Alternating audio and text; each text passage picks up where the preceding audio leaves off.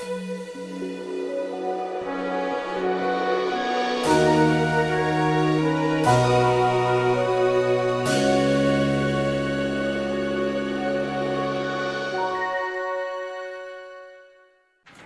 help me welcome Dennis for his last speech at In Ahwatukee Toastmasters. Dennis Wu.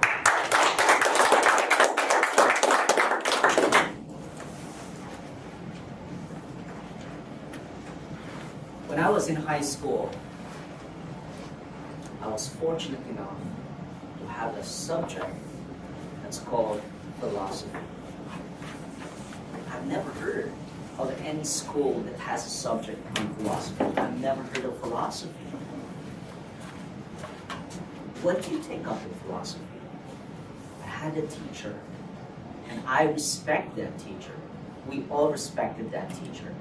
And I was one of those 20, 24 kids behind the table listening to my teacher talk about philosophy. And I learned something. And he said something that stayed with me until today. And he said, philosophy and philosophers, they look at ordinary things in a way where you see it extraordinary. That caught my attention because, wow, is it possible to see something ordinary in a special way? Fellow Toastmasters, ever since I was small, I remember that I've always been interested in books. I remember the first textbook that I had when I was in first grade or second grade.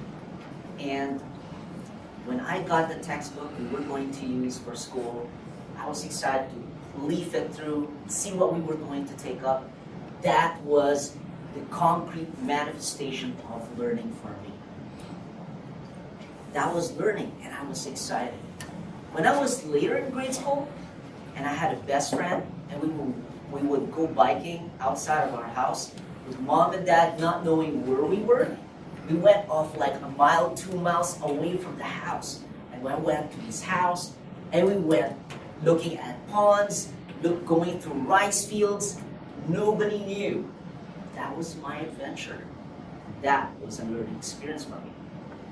When we went to a soccer game, I played soccer, and I came home with, not that I came home, but after the soccer game, I didn't have my mom and dad pick me up from the soccer game. I had mud on my legs. I walked over to a nearby mall, washed off my legs with a nearby faucet, had myself a burger, went up to watch E.T., and went home by myself, commuting at age 9 or 10.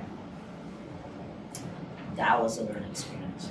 And now I've got all these journey. I went to Taiwan, I've gone to China, I lived in these places, and I've finally come here, and I've lived here for 13 years.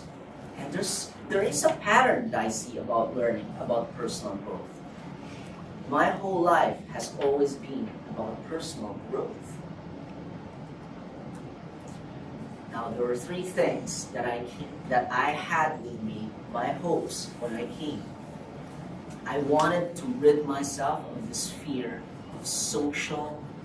of fear of being with people. I had this anxiety with people. I wanted to rid of that fear. I also wanted to have a confidence to be able to be with people even if I know my personal limitations. I wanted self-acceptance. And the third thing I wanted was that everywhere I go, I wanted to make sure that I can be learning. No matter what the situation was, even if it's bad, I want to learn something from it. Now, these 3 things came with some assumptions. I assumed certain things, and I said to myself, number 1, I believe that if I work on my character, if I had my values straight, and I live it out, and I focus all my efforts into those few things, I will be successful. I will have fulfillment, and that is my definition of success. The second thing that I found out, that I had as an assumption, is that if I do all these things, I will have health. I will have money.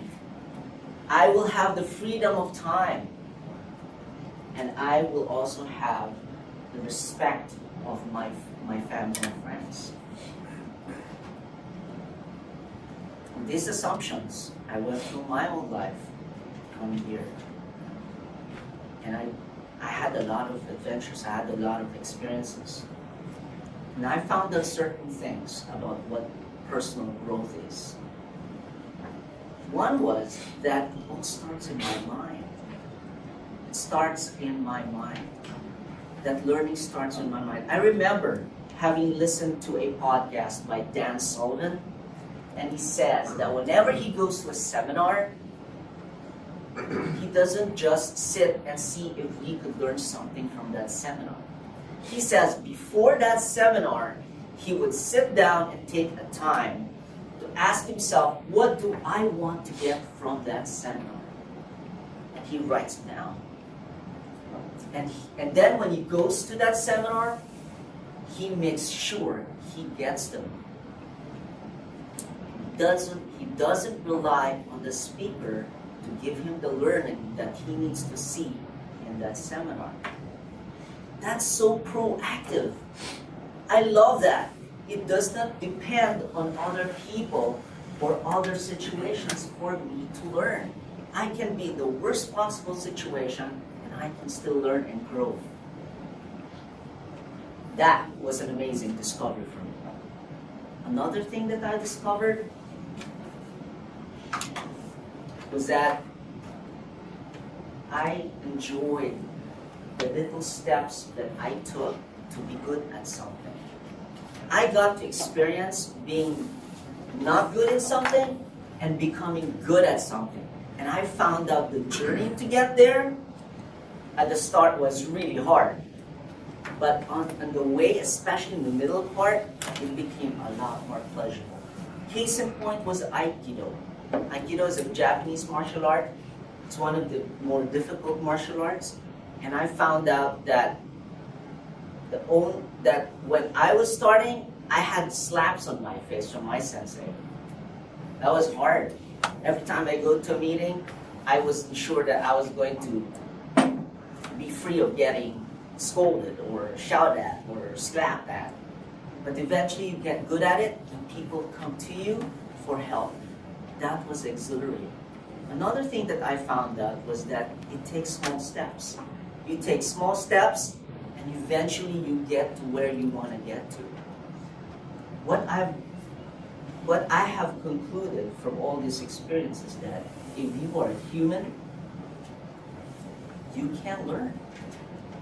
You can and will be able to learn anything you choose to want to learn and be good at.